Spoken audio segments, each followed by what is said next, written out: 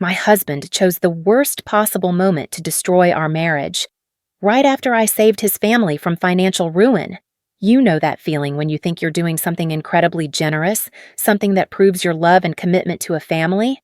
Well, I learned the hard way that sometimes the people you sacrifice everything for are the exact same people who will stab you in the back the moment they feel secure again. My name is Patricia, and this is the story of how I discovered that my husband, David, along with his parents, Margaret and Robert, had been planning my exit from their lives long before I ever signed that $150,000 check. It started 6 months ago when Margaret called me, sobbing into the phone at 11 o'clock on a Tuesday night. "Patricia, honey, I don't know what we're going to do," she wailed. "The bank is threatening to foreclose on the house, and Robert's medical bills from his heart surgery are they're drowning us." Why, I remember sitting up in bed, looking over at David, who was pretending to be asleep, but I could tell he was listening to every word. His breathing was too controlled, too measured. "How much do you need, Margaret?" I asked, though I already knew the answer was going to be substantial. $150,000, she whispered. "I know it's a lot, but if we don't pay by the end of the month, we lose everything. The house Robert's father built with his own hands, all our memories, everything. Now here's what you need to understand about my relationship with David's parents. For 8 years of marriage, I had been the perfect daughter-in-law. I remembered every birthday, every anniversary. I cooked Margaret's favorite pot roast recipe for every family gathering. I sat through Robert's endless stories about his glory days playing high school football, nodding and smiling like I hadn't heard them 100 times before. But more than that, I had been their financial safety net without them ever really acknowledging it. When David lost his job 3 years ago, who covered his share of our mortgage? Me. When Margaret needed that expensive dental work, who quietly slipped David the money so he could help his mother out?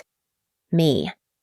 When Robert's car broke down and they couldn't afford the repairs, who made sure they got a reliable used car without them having to feel indebted? Me again. I had built my savings account over 15 years of careful financial planning, working overtime as a senior financial analyst, living below my means, investing wisely. Every dollar in that account represented a sacrifice. Meals out I didn't have, vacations I didn't take, designer clothes I admired but never bought. That money was supposed to be our future, David's and mine. Maybe a down payment on a bigger house or early retirement or financial security for our own children someday. But as I listened to Margaret's sobs that night, I made the decision that would change everything. "Don't worry, Margaret," I said, glancing again at David's suspiciously still form beside me. "I'll take care of it." The next morning, David was unusually quiet during breakfast. He pushed his eggs around his plate, avoiding eye contact. "You don't have to do this, you know," he finally said. "My parents, they've gotten themselves into this mess. Maybe it's time they face the consequences." I remember being surprised by his response. This was his mother we were talking about, the woman who still sent him care packages at 35 and called him her baby boy. "David, it's your family," I said. "If I don't help them, who will?" He just shrugged and went back to his eggs. "I just don't want you to feel obligated, that's all." Looking back now, I realize that was the moment I should have paid attention to. David wasn't trying to protect my money. He was trying to distance himself from the decision to spend it. He was setting up plausible deniability for what was coming next. But I was so focused on being the hero, on proving my love and loyalty to his family, that I missed all the red flags. I spent that entire week arranging the financial transfer, dealing with bank managers, figuring out tax implications, making sure everything was legal and documented. I even had my lawyer draw up a simple promissory note, not because I didn't trust them, but because movements of that size need to be properly recorded. Margaret cried when I handed her the cashier's check, real tears streaming down her face as she hugged me tight. "You're an angel, Patricia. I don't know how we'll ever repay you." "Your family," I told her. "This is what family does for each other." Robert, usually a man of few words, actually got emotional.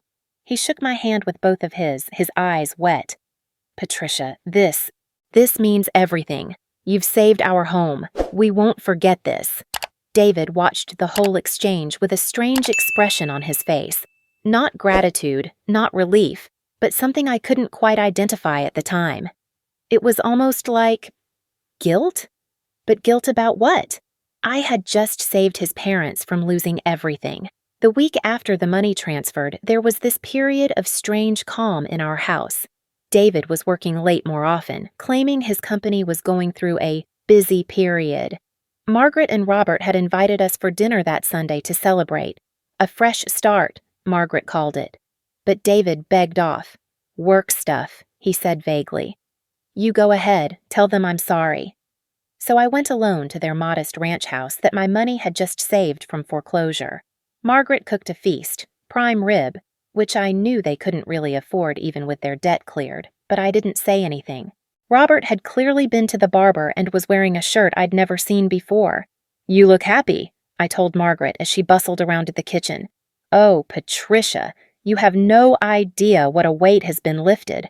Robert and we've been talking about the future, making plans. We feel like we can breathe again." She was practically glowing, but there was something in her tone, something about the way she kept glancing toward the hallway that made me feel like I was missing part of the conversation. "What kind of plans?" I asked. Margaret and Robert exchanged a look. "Well," Robert cleared his throat, "we're thinking it might be time for some changes. Big changes." "Good changes," Margaret added quickly. "David has been so stressed lately, and we think maybe it's time for him to make some decisions about what would make him truly happy." I felt a chill run down my spine, though I couldn't explain why. "What do you mean?" "Oh, you know." Margaret waved her hand dismissively. "Marriage, career, life direction. Sometimes a person needs to follow their heart, even if it's difficult." That night, I drove home with a knot in my stomach that I couldn't shake. When I walked into our house, David was sitting in the living room with his laptop, but he closed it quickly when he saw me. "How was dinner?" he asked, but he didn't meet my eyes. "Fine," I said slowly. "Your parents seem optimistic about the future." "Good," he said. "They deserve to be happy." "David, is everything okay? You've been acting strange lately."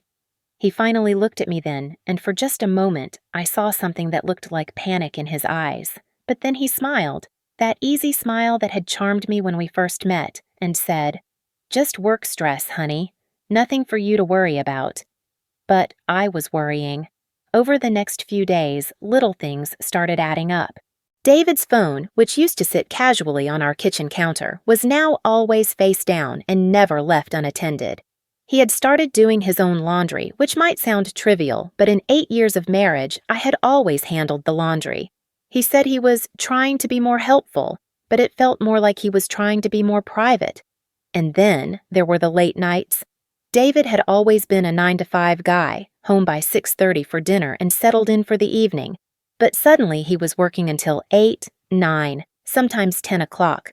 When I called his office one evening around 7, his assistant Jenny told me he'd left at 5:30.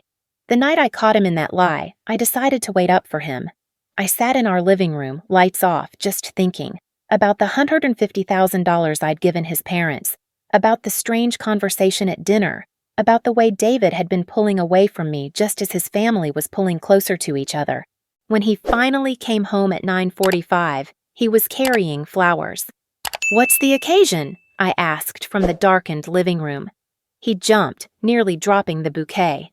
"Jesus, Patricia, you scared me. Why are you sitting in the dark?" "Waiting for you," I said simply. "Jenny said you left the office at 5:30. The silence stretched between us like a canyon. David set the flowers on the coffee table and sat down heavily on the couch across from me. "I need to tell you something," he said finally, and that's when my world exploded. "I've been seeing someone else." The words came out of David's mouth like they were being pulled from him with pliers. "Her name is Jessica. She works in our marketing department." I felt like I was watching this conversation happen to someone else, like I was floating above my own life, observing this betrayal from a safe distance. "How long?" I heard myself ask. 8 months. 8 months. I did the math automatically. That meant it started right around the time his parents' financial crisis began. While I was working overtime to save money for his family, he was starting an affair with a coworker. 8 months, I repeated. While I was saving your parents' house. Patricia, it's not like that. It's not about timing. It's about, I don't know how to explain it. Jessica and I, we just connect in a way that what, David? In a way that makes you forget you have a wife at home paying your family's bills? He flinched. I never asked you to do that. You never asked me not to either. You sat there while your mother cried about losing her house, and you let me write that check. Because I knew you'd want to help. Because that's who you are, Patricia. You're generous and caring and stupid, apparently. That's not what I meant. I stood up and walked to the window, looking out at our front yard. Our beautiful front yard that I had landscaped and maintained. Our house that I had bought with my down payment and furnished with my money and turned into a home with my effort. So what happens now? I asked without turning around. I want to move in with Jessica, David said quietly. I think it's time we admitted that we're not happy together anymore. We? I turned around. We're not happy? Or you're not happy? Patricia, come on. You can't tell me you haven't felt it too. We've been like roommates for the past year. We barely talk. We don't laugh together anymore. We don't talk because you're always working late. Or I thought you were working late. Apparently you were building a relationship with Jessica instead. And my parents think it would be best if they came to live with Jessica and me? They like her, and she's closer to their age than I am, I finished. Than they expected, he corrected, but we both knew what he meant. I stared at my husband, my soon-to-be ex-husband, and felt something cold and sharp settle in my chest. Let me get this straight, I said slowly. You want to leave me for a younger woman, move in with her, and take your parents with you. The parents I just saved from financial ruin. It's not about age, Patricia. Jessica is only 25, but she's mature for her. She's 25. I let that sink in. You're having a midlife crisis with a 25-year-old, and you want to set up house with her and your parents. Does Jessica know about this arrangement? She's excited about it, actually. She thinks my parents are charming. Of course she did. 25-year-olds think everything is charming when they're in love. They don't understand yet that charming parents can become demanding live-in relatives real fast. And where exactly are you planning to live? Your parents don't have a house big enough for 4 adults, and I'm assuming Jessica has a studio apartment somewhere. We'll figure it out, David said, but his confidence was wavering. You'll figure it out. I nodded. What about here? What about our house? I was hoping we could sell it and split the proceeds. I know that's not exactly fair since you put down more of the down payment, but I've been contributing to the mortgage for 8 years. David, I interrupted. Sit down. He looked confused but sat back down on the couch. I need to explain something to you, I said, moving to sit across from him. Something about our house, something about our finances, something about your parents' debt. Okay, he said cautiously. This house is in my name only. The color drained from David's face. What? When we bought this house, your credit score was in the toilet because of those student loans you defaulted on. Remember? The bank wouldn't approve a joint mortgage, so I bought it myself, with my money, in my name only. But I've been paying half the mortgage. You've been paying me rent, I corrected. Rent that I've been very reasonable about, considering you're living in a 4-bedroom house in a nice neighborhood for $800 a month. David's mouth opened and closed like a fish. You never told me? I told you the house was in my name. I told you when we signed the papers. You said you didn't care about the details as long as we had a home together. But legally, you're a tenant in my house. A tenant who's been having an affair and wants to move out. I smiled, and it felt like ice. Which brings me to the money I gave your parents. What about it?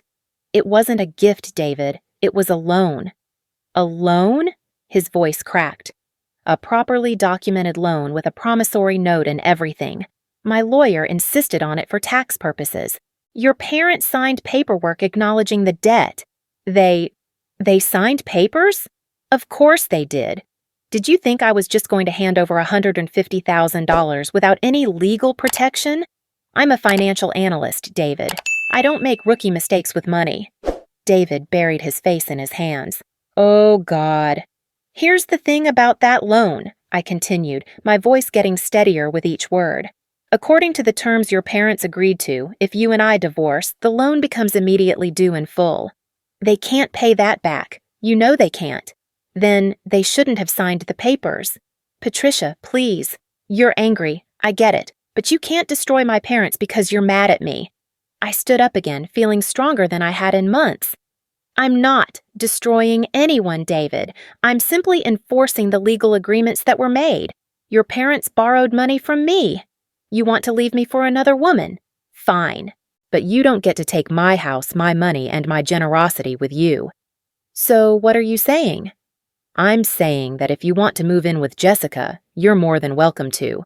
But you'll be leaving this house, which belongs to me, and your parents will need to either pay back the $150,000 they owe me, or we'll need to work out some other arrangement. What kind of arrangement? Well, I said, pretending to think about it, they could stay in their house and make monthly payments, of course, without your income contributing to their household, since you'll be busy playing house with Jessica. They might find that difficult. David's face was ashen. You're backing us into a corner. No, David, you backed yourself into a corner when you decided to blow up our marriage. I'm just refusing to pay for the cleanup. My parents had nothing to do with my affair. Didn't they? I tilted my head. Because that dinner conversation I had with them last week sure made it sound like they were expecting some big changes in your life. Like they already knew what was coming. The guilty look that flashed across David's face told me everything I needed to know. They knew, I said. It wasn't a question. Patricia, they knew about Jessica. They knew you were planning to leave me, and they let me write that check anyway. It wasn't like that. Then tell me what it was like, David. Tell me how your parents could accept $150,000 from the woman their son was about to abandon. Help me understand that logic. He couldn't, of course, because there was no way to explain it that didn't make them all look like exactly what they were. Users who had taken advantage of my love and loyalty. So here's what's going to happen, I said, surprising myself with how calm I sounded. You want to leave? Then all of you need to leave. What? David's head snapped up. You heard me. You want to start fresh with Jessica? Great, but you don't get to do it with my money, in my house, after taking advantage of my generosity. All of you need to leave. You can't just kick my parents out of their house. I'm not kicking them out of their house, David. I'm calling in a loan they legally owe me. If they can pay it back, they're welcome to stay wherever they want. If they can't, I shrugged, then they'll need to make other arrangements. This is insane. You're destroying 3 lives because I fell in love with someone else. No, I said, walking toward the stairs. You destroyed 3 lives when you decided to build your future on the foundation of my money while planning to cut me out of it. I'm just refusing to be your victim. Patricia, wait. We need to talk about this. I paused at the bottom of the stairs and looked back at him. No, David, we really don't. You've made your choice. Now live with the consequences. As I walked up to our bedroom, my bedroom in my house, I heard David frantically dialing his phone. Mom, he said, we have a problem, a big problem. I smiled as I closed the door behind me. Finally, David was right about something. They were about to discover that the consequences of betrayal aren't always what you expect them to be. And sometimes, the woman you underestimate is the one holding all the cards. I could hear David's voice through the bedroom door, growing more frantic with each phone call. First his mother, then his father, then back to his mother again. The conversations were muffled, but the tone was unmistakable. Panic. Good. Let them panic. For 8 months, I had been the only one in the dark about what was really happening in my own marriage. Now, it was their turn to feel lost and confused. I spent that night doing what I do best, working with numbers and legal documents. I pulled out every piece of paperwork related to our finances, our house, and that $150,000 loan. By morning, I had a complete picture of exactly where David, Margaret, Robert, and I stood legally and financially. The picture wasn't pretty, for them. David slept on the couch that night, and when I came downstairs at 6 a.m. with my coffee and a folder full of documents, he was already awake, staring at the ceiling with bloodshot eyes. "Did you sleep at all?" I asked, settling into my usual spot at the kitchen table. "Not really." He sat up, his hair sticking up at odd angles. "Patricia, I talked to my parents last night. They're really upset." "I imagine they are." I opened my folder and began spreading papers across the table. "Discovering that your financial security isn't as secure as you thought can be quite unsettling. They said they never understood it was really a loan. They thought you were just being cautious with the paperwork." "Oh," I looked up from the documents.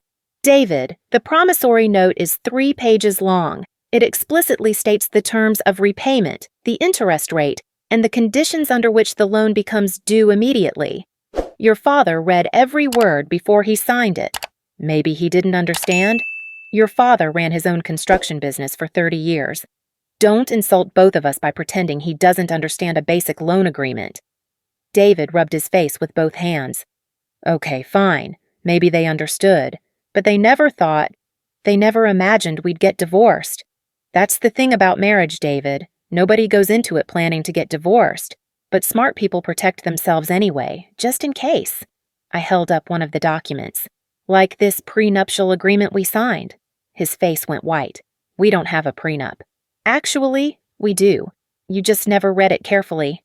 I slid the paper across the table. "Remember when we bought the house? My lawyer insisted on some financial protections since the house was going to be in my name only. You signed it along with all the other closing documents." David grabbed the paper and started reading, his eyes getting wider with each paragraph. This says you keep all assets you brought into the marriage, plus any assets acquired in your name alone during the marriage." "That's right. But this house is in my name alone, as is my 401k, my investment accounts, my savings accounts, and my car." I gathered the papers back into a neat stack. "The only thing we actually own jointly is that credit card debt you racked up buying presents for Jessica." "I never bought Jessica presents with our credit card."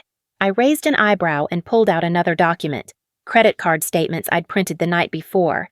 "David, I went through 6 months of statements. Le Bernardin, $347. That's not exactly your usual McDonald's budget. Tiffany & Co., $200. I never received any Tiffany jewelry.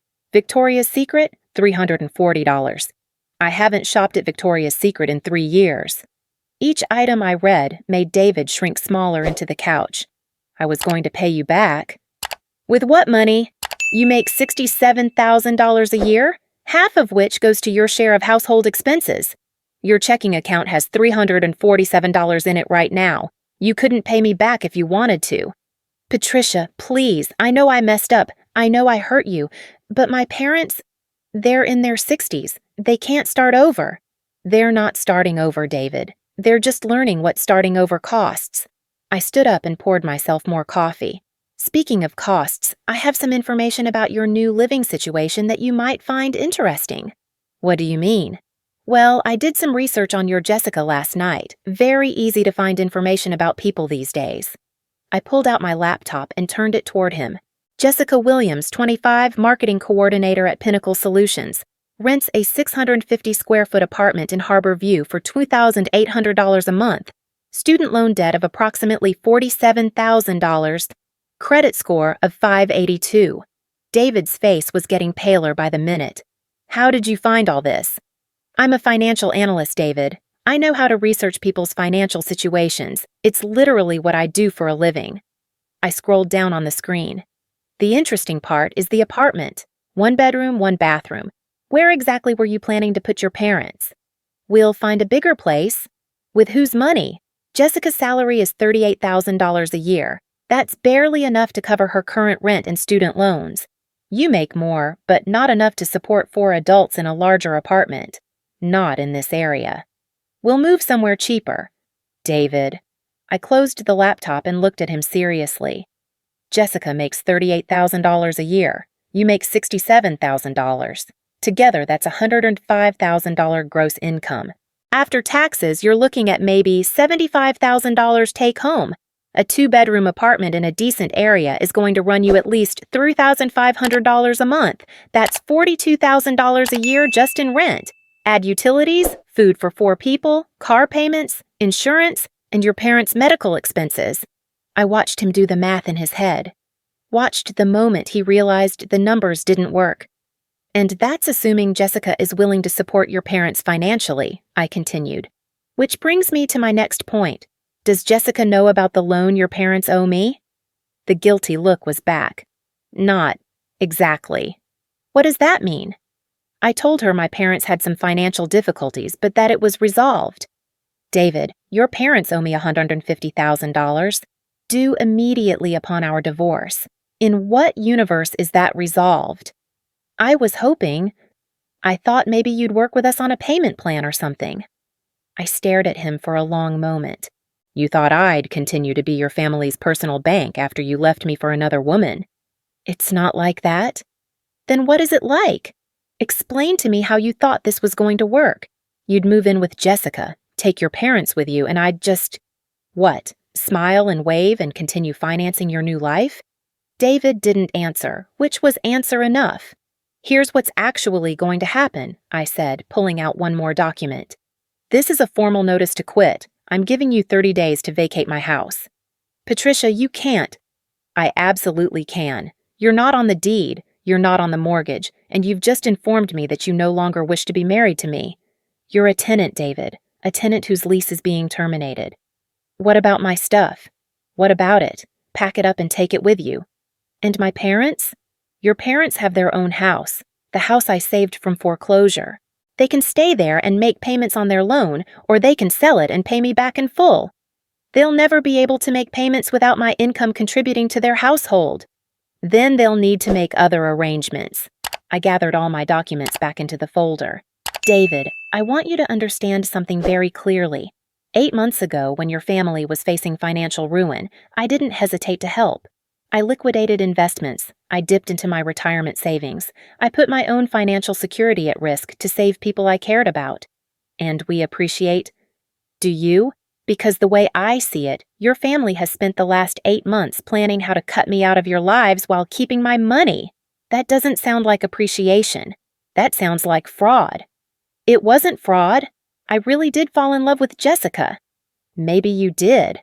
But you also really did let me pay your parents' debts while you were sleeping with another woman. You really did let me believe I was part of a family that was actually conspiring to get rid of me. David's phone rang. He glanced at it and sighed. It's my mom. Answer it, I said. But put it on speaker. I think it's time we all had an honest conversation. I don't think that's a good idea. David, answer the phone. He reluctantly swiped to accept the call and hit speaker. Hi, Mom.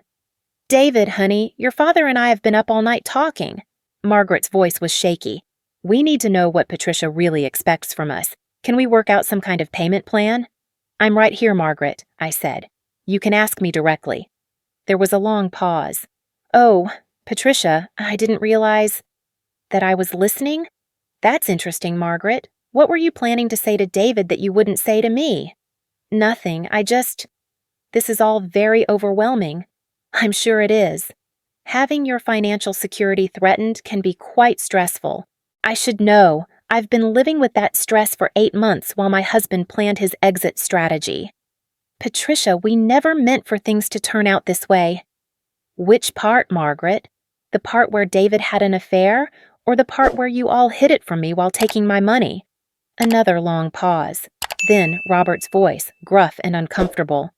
We didn't hide anything from you, Patricia. We didn't know about David's situation until recently. How recently? Last month, Margaret said quickly.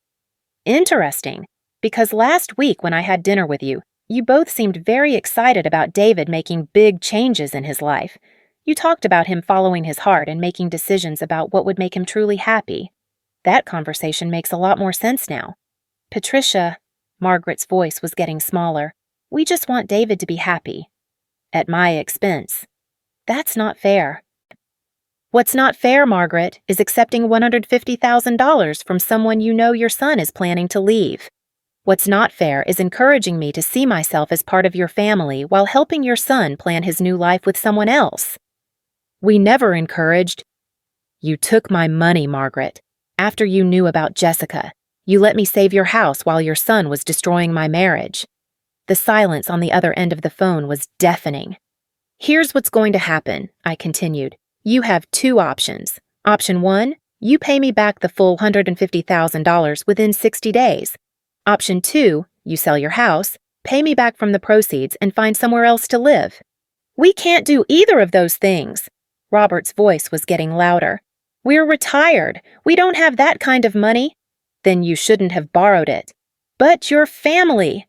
No, Robert. I was family. Past tense. Your son decided I'm not family anymore when he chose Jessica. You can't have it both ways. Patricia, please, Margaret was crying now.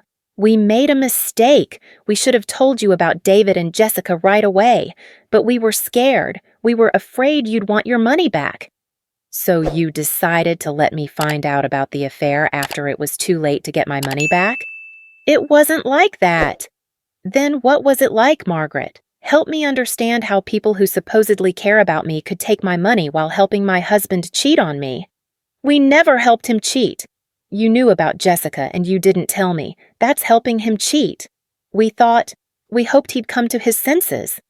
And while you were hoping he'd come to his senses, you were perfectly willing to accept my financial help, just in case things didn't work out and you needed to keep me around as a backup plan.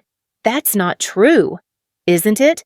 Because from where I'm sitting, it looks like you all hedged your bets. David got to explore his options with Jessica while keeping me as financial security. You got your debts paid while keeping your options open about which woman you'd support. Everyone got to have their cake and eat it too. Everyone except me. Patricia, David interrupted. This isn't solving anything. Can we please just talk about realistic options? I've given you realistic options, David. You just don't like them.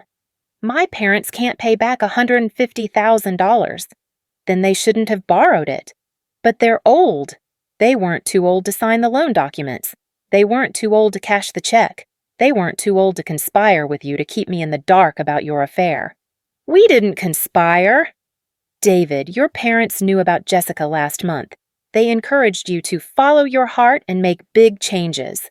They accepted my money after they knew you were planning to leave me. If that's not conspiracy, it's certainly fraud. Are you threatening to press charges? I'm threatening to enforce the legal agreements your parents made with me. Nothing more, nothing less. Margaret's voice came through the speaker, small and defeated. What if we gave you the house? Would that satisfy the debt? I had been waiting for this question. Margaret, your house is worth maybe $180,000 in the current market. You'd still owe me money after the sale, plus realtor fees and closing costs. But it would be most of it, right? It would be most of it. You'd still owe me approximately $25,000, but yes, it would satisfy the majority of the debt. And where would we live? That's not my problem to solve, Margaret. You created this situation when you decided to take my money while hiding your son's affair from me. Patricia, David said desperately. What if I stayed? What if I broke up with Jessica and we tried to work things out? I looked at my husband, really looked at him, for the first time in months. His hair was disheveled, his face was pale, and he had the look of a man who had just realized he'd played himself into a corner with no good moves left. David, I said softly, do you love Jessica? He hesitated. I care about her. That's not what I asked. Do you love her? Yes, he admitted. I do. Then why would you want to stay married to me? Because this is all too complicated. Because my parents need help. Because we've built a life together. No, David. We built a life together. Past tense. You decided to build a new life with Jessica while using my resources to finance the transition. That's not love. That's convenience. So what? You're just going to destroy everything? I'm not destroying anything. I'm simply refusing to subsidize my own betrayal. And Jessica? What am I supposed to tell her about my parents' situation? I smiled, and it wasn't entirely kind. David, that's between you and Jessica. But I'd suggest you tell her the truth. All of it. About the loan, about the immediate repayment terms, about your parents' financial situation. Let her make an informed decision about whether she wants to take on a $150,000 debt and two elderly dependents along with a boyfriend who's willing to use other people's money to solve his problems. She won't understand. She might not. 25-year-olds aren't usually prepared for the financial complexities of blended families, but that's the reality of the situation you've created. Patricia, please, there has to be another way. I stood up and walked to the kitchen window, looking out at the garden I'd planted and maintained for 8 years. David, 6 months ago, if you had come to me and said you were unhappy in our marriage, if you had asked for counseling or separation or even divorce, I would have been heartbroken, but I would have worked with you to make it as fair and amicable as possible. I know, but instead, you chose to have an affair. You chose to involve your parents in keeping secrets from me. You chose to let me make major financial sacrifices for your family while you were planning to leave me for another woman. I turned back to face him. Those choices have consequences, David. And one of those consequences is that I no longer trust you or your family enough to be generous with my money. So, that's it? You're going to force my parents out of their house and destroy my relationship with Jessica?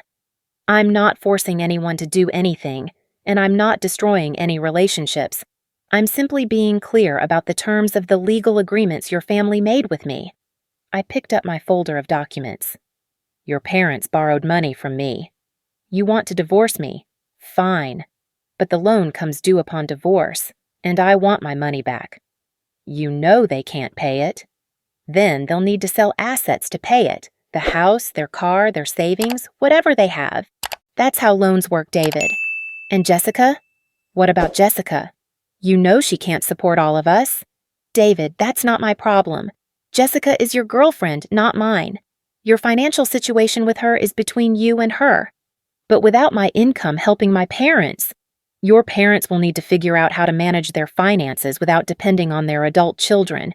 You know, like most retired people do. David slumped back on the couch, the full weight of his situation finally hitting him. This is a nightmare. Yes, I agreed. It is, but it's a nightmare you created when you decided to betray the person who loved you most. My phone rang, interrupting the heavy silence. I glanced at the caller ID and felt a moment of satisfaction. Excuse me, I need to take this. Patricia Morrison speaking. Ms. Morrison, this is Janet Chen from Berkshire Hathaway Real Estate. You mentioned you might be interested in selling your property? Yes, that's right. How quickly could we move on that? For a property in your area with the current market conditions, I'd estimate we could have it under contract within 2 weeks and closed within 45 days. Excellent. Can you come by this afternoon to do a comparative market analysis? Absolutely. Would 3 o'clock work? Perfect. I'll see you then. I hung up and found David staring at me in horror. You're selling the house? I'm exploring my options. This house has a lot of memories, David. Most of them involve you. I'm not sure I want to keep living with those reminders. But where will you live? I'll figure it out. Maybe I'll buy something smaller. Maybe I'll rent for a while. Maybe I'll move to a different city entirely. I shrugged. The beauty of not having any legal obligations to anyone is that I have complete freedom to make choices based on what's best for me. Patricia, you're being vindictive. No, David, I'm being practical. And maybe, for the first time in our marriage, I'm being smart about protecting my own interests instead of everyone else's. The real estate agent came that afternoon, just as promised. Janet Chen was a petite woman in her 50s with an impressive track record and a no-nonsense attitude that I appreciated immediately. Based on recent comparables in your neighborhood, she said, spreading photos across my dining room table, I'd estimate your home's value at $485,000 to $510,000. David, who had been hovering in the kitchen pretending not to listen, made a choking sound. That seems reasonable, I said. What would you recommend for listing price? I'd suggest starting at $499,000. In this market, with a property in this condition, I'd expect multiple offers within the first week. Multiple offers? Oh yes. Homes like yours, well-maintained, move-in ready, desirable neighborhood. They're selling very quickly right now. After Janet left, David cornered me in the kitchen. Patricia, if you sell this house for $500,000, you'll have enough money to… To what, David? To forgive my parents' loan, to help them start over somewhere new, to subsidize the financial consequences of your betrayal, to be generous, to be the person I fell in love with 8 years ago. I looked at him for a long moment. David, the person you fell in love with 8 years ago trusted you. She believed in our partnership. She thought we were building a future together. We were. No, we weren't. You were letting me build a future that you were planning to walk away from. I didn't plan this, Patricia. I didn't plan to fall in love with Jessica. Maybe not, but you planned to keep it secret. You planned to let me pay your parents' debts while you figured out your next move. You planned to use me as financial security while you explored other options. That's not… David, 8 months. You had an affair for 8 months while I was working overtime to save money for your family.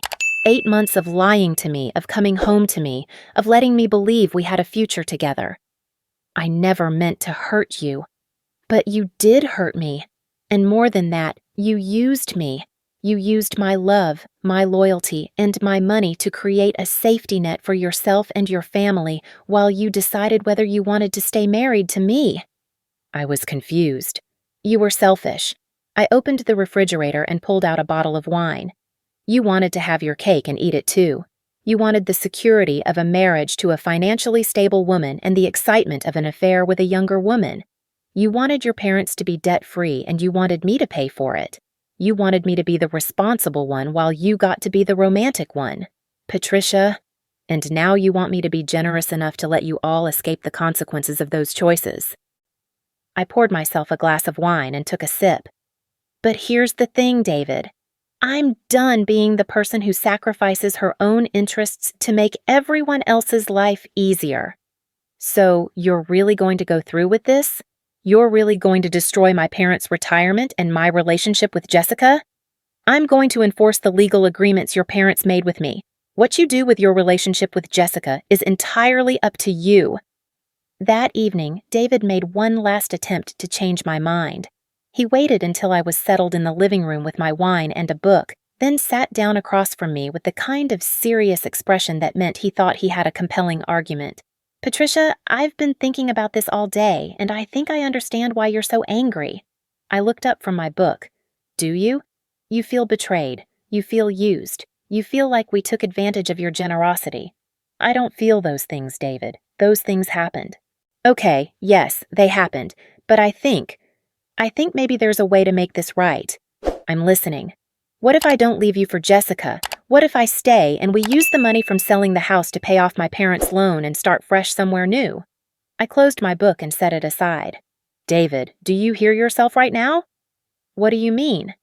You're literally suggesting that I sell my house, my asset, my investment, my home, to pay off a debt your parents owe me so that you can stay married to me instead of leaving me for the woman you love. Well, when you put it like that, how else would I put it? You're asking me to pay $500,000 for the privilege of staying married to a man who doesn't want to be married to me. I do want to be married to you. David, 20 minutes ago, you told me you love Jessica. I love you both. I stared at him. You love us both. Yes. David, you're 35 years old. You've been married for 8 years, and you're sitting here telling me you love 2 women and you want me to pay $500,000 to make your decision easier. That's not what I meant. Then what did you mean? He was quiet for a long moment. I don't know, he finally admitted. I don't know what I want. Well, I know what I want. I picked up my book again. I want you out of my house in 30 days. I want your parents to honor the loan agreement they signed, and I want to start rebuilding my life without people in it who think my job is to solve their problems with my money. Patricia? David, I'm done with this conversation. I'm done with all of these conversations. You made your choices. Your parents made their choices. Now live with the consequences. The next morning, David was gone when I woke up. He'd left a note on the kitchen counter. Staying at Jessica's for a few days to figure things out. We'll call you soon. I crumpled up the note and threw it in the trash. Then I called Janet Chin and told her to list the house. 3 days later, I had 4 offers, all above asking price. I accepted an offer of $515,000 from a young couple with excellent credit and a strong pre-approval letter. Cash close in 30 days. David called that evening, his voice strained and exhausted. I heard you accepted an offer on the house. Word travels fast. Patricia, please. Jessica and we've been talking about the situation with my parents and it's not going to work. She can't handle the financial pressure. She thought I had savings, investments, assets. When I explained about the loan and my parents' situation, she broke up with you. We're taking a break to reassess. I see. Patricia, I made a huge mistake. I know that now. I threw away 8 years of marriage for what? For a fantasy that was never realistic. David, I want to come home. I want to work on our marriage. I want to make this right.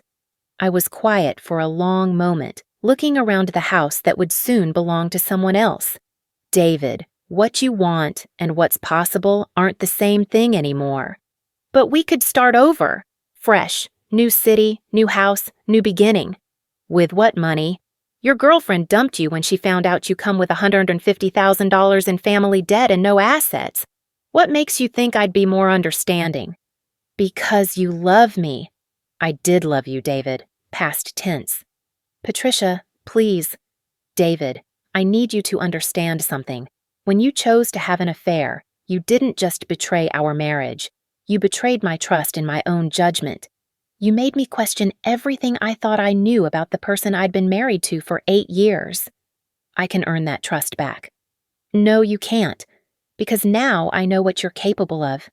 I know that you can look me in the eye for 8 months while sleeping with another woman. I know that you can let me make financial sacrifices for your family while planning to leave me. I know that when things get difficult, you don't talk to me. You find someone else. That's not who I really am. David, that's exactly who you are. That's who you chose to be. So that's it? 8 years of marriage and you're just done? 8 years of marriage, and you were just done 8 months ago. I'm just finally catching up.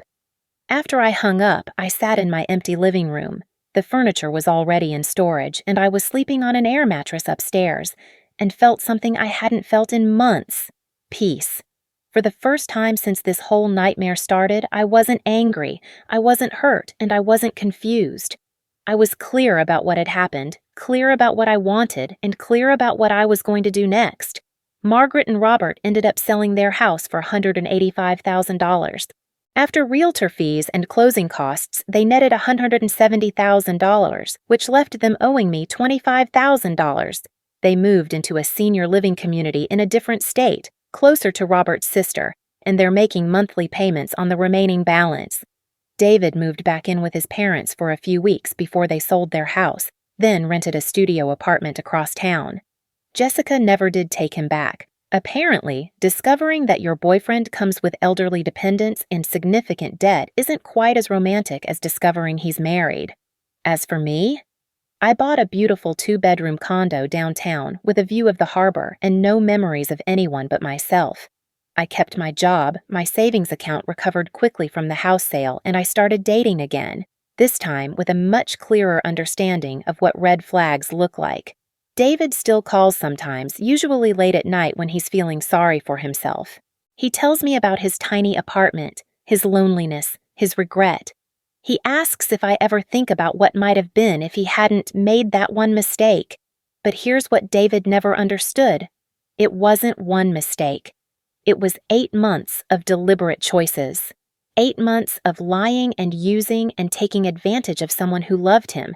And the consequence of those choices isn't that he lost a wife. The consequence is that he revealed who he really was, and it turned out that person wasn't someone worth staying married to. Sometimes the trash takes itself out. You just have to be smart enough not to chase after it.